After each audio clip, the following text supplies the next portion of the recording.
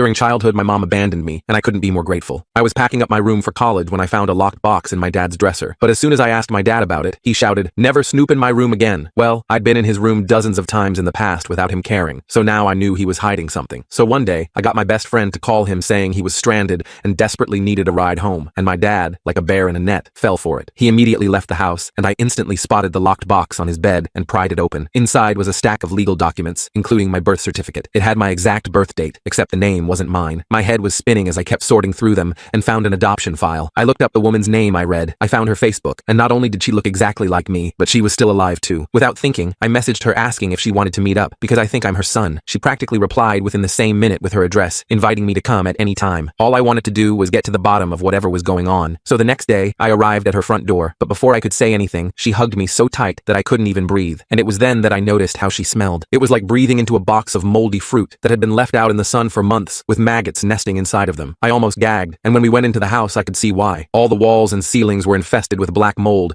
and the rest of the house just looked like the inside of a trash chute. After some brief conversation, I asked if she wanted help cleaning up, and suddenly, she lost it and screamed, "You work for him, don't you? He sent you to finish the job." I thought it was some weird prank, but when I turned around to face her, she was holding a knife and asked me if the government sent me, because cleaning is how they erase evidence. I assured her that I was her son, not a government official, and the more she didn't believe me, the more scared I got, so I ended up leaving. When I got home, everything hit me all at once. The confusion, the betrayal, the fear, and as I broke down, my dad came into my room and I told him everything. He just held me and apologized that he didn't have the strength to tell me sooner, but now he was ready to come clean. Long story short, my dad was at a gas station when a woman, my mom, came up to him with a baby, me. She shoved baby me into his arms before running into her car and driving off, and by the time the police showed up, she was already gone. He told me he never wanted kids, but when he held me, he knew he had to adopt me. I don't know if I was saved or stolen, but I do know that in the end, he chose me.